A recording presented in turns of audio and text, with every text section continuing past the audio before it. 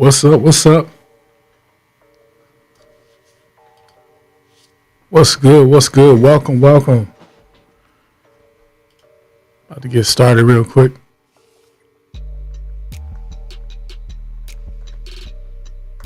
Let me know where you're from. What's your hometown? What's your city? Where you from?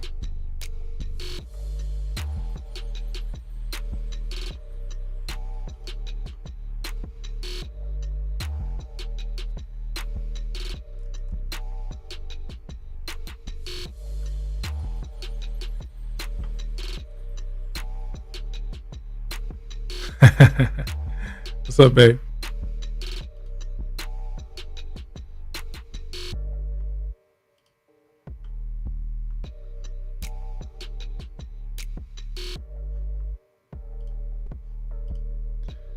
Yes, sir. Yes, sir. Welcome to the live, and we'll jump right in here. I had a topic I wanted to talk about today, and this won't be long, but I just want to jump on and really talk about the whole idea of criticism, or the whole thing about criticism. I did a sermon about criticism a couple weeks ago, and man, it's everywhere, right? Criticism is everywhere, including in the workplace, or just in your creative space, whatever you do, whatever, if you're in music or whatever you're doing, there's always, wherever there's people, there's always going to be an opportunity for criticism. And so I got to thinking about that in relation to music, and me as a creative, as a music producer. I actually create music, and I just started to think about that topic as it relates to beat makers, right? People that create music. And so that's kind of where the idea of this topic came up from. But really what I'm talking about is don't take it personally, right? Because there's always going to be opportunity for people to criticize. And the thing is, if you think about it, if you think honestly and long enough, you'll find out that a lot of times you and we criticize other people as well. And so it's not just always, about us. Like, there's things that we do as well that kind of falls in this category.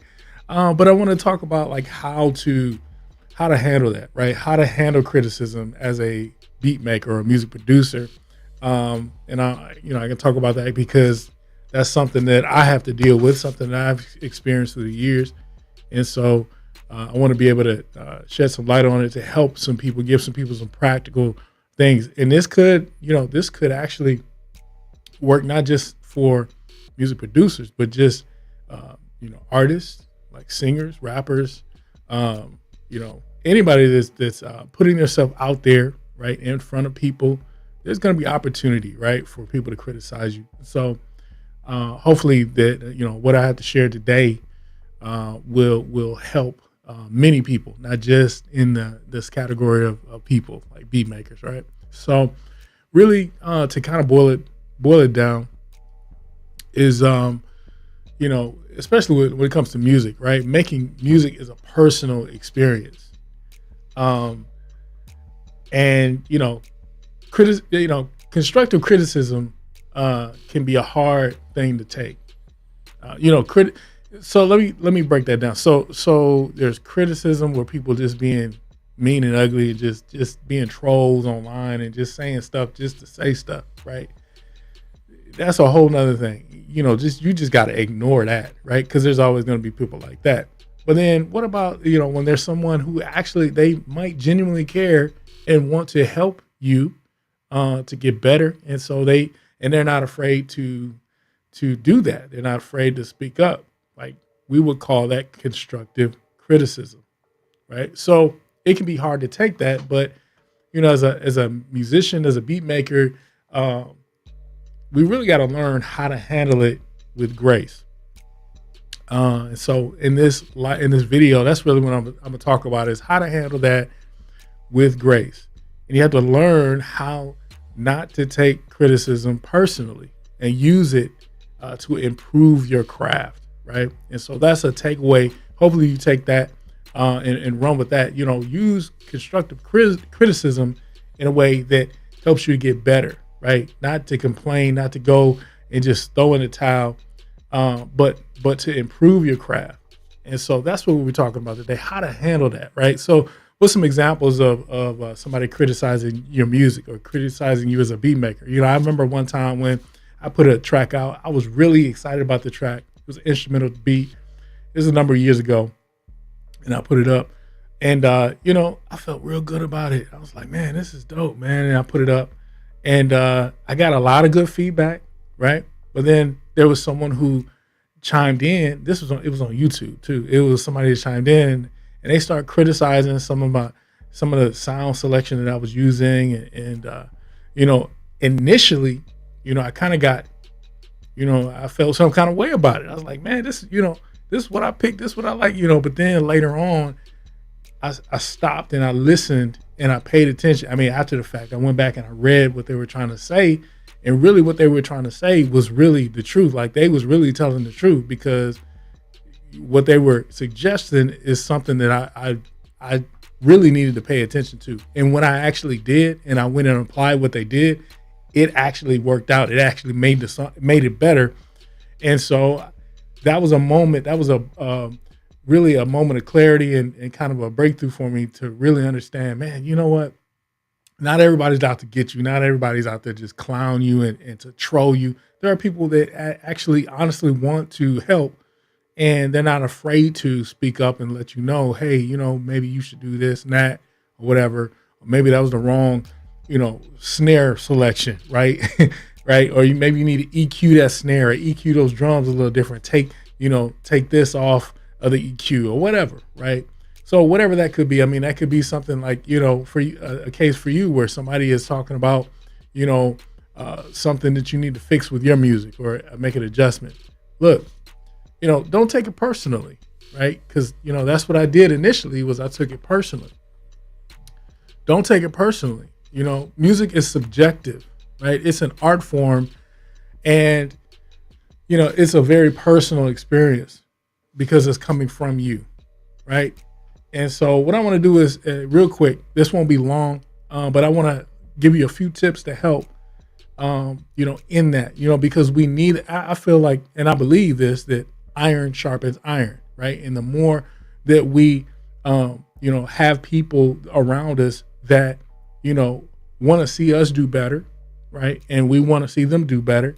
And so as we work with each other, as we get together and collaborate and learn from each other, we both get better. We all rise to the top. Well, sometimes that involves constructive criticism. That involves transparency, being honest with one another, and say, hey, hey man, that you need to fix that up, right? Or whatever, right? So here are a few tips. So number one is, remain calm, right?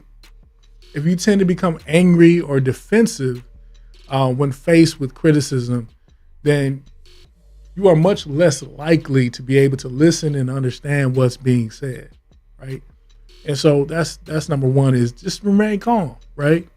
Number two is pay attention. Pay attention to what is being said. Just use those ears. Listen. A lot of times, we're always saying something. We're always putting something out. And, there's a reason why, and I know you hear this again, but it's true. You hear this all the time. Like, God gave us 2 ears. He gave us 1 mouth and 2 ears. Like, really, like, we need to listen. A lot of times we don't listen, and we don't pay attention to what's being said, and we get in our feelings. And so listen, right? Pay attention to what somebody's saying. Ask questions. Maybe ask a qualifying question. Ask why they recommended this. Why did they, why do you feel that would be something that I need to do? That way you get clarity out of what they're trying to say. Sometimes it's awkward. They don't know how to say it, but they're just trying to say it. And so asking questions can really bring out that clarity as to potentially as to what they're maybe trying to get across to you. Number two is, don't be tempted to criticize back, right? That's a whole temptation all by itself, right? To fire back at them and talk about, where they need to work on and what they need to fix, right? Like, really listen and take in what they're trying to say. You'll have an opportunity to help them as well, but don't be spiteful with it. Like, learn from what they're trying to say, because obviously, if they're giving real constructive criticism, is because they care about you and they want you to do better, right? And so it's not because they just trying to get at you, right? Number three is this. I think it's number three, probably number four. Sorry, guys, but number four is this: come to a resolution, right? So, in that conversation, come to a point to where it's like, okay, I see where you're coming from. Let me give that a try and see how that comes. However you formulate that in that conversation, come up with a resolution. So your relationship is intact. Okay, that this person is not, out to get you. They're really trying to help you, and I'll at least give you, I'll give you the benefit of the doubt, right? Right. I'll at least entertain your idea, right? And then handle it like that.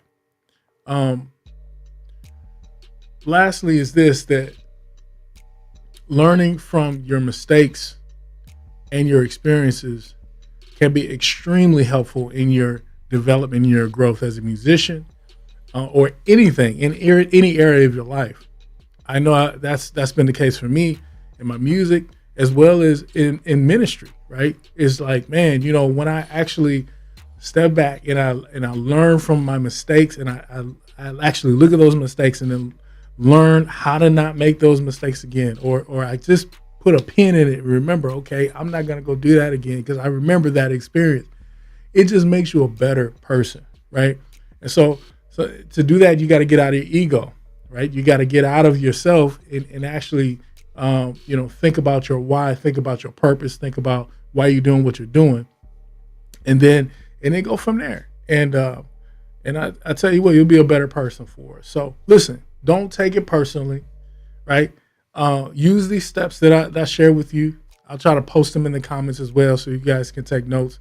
Those that are watching or go back to watch later, take them and run with them, and I promise you they'll help you, right? They'll help you to get better. They'll help you to, go to the next level. So, hey, listen, thank you for checking out the live stream, checking out the video. If you like this content, this information, please hit the like button. If you want more like this, go ahead. Hey, why not? You're already at it. Go ahead and subscribe. Subscribe to my channel if you're watching on YouTube. And we'll keep them coming. We'll keep coming with valuable content to help you, not just in your music, right, but also in personal development, right? Because as we get better, we're able to help other people. We're able to add value to other people, and ultimately create a better place, a better community for everybody. So listen, keep God first in your life. This is Philip Williams from WillJamesBeats.com. You're watching on either my Facebook page or my YouTube channel. I want to thank you for checking it out, and we'll see you again on the next video. Peace.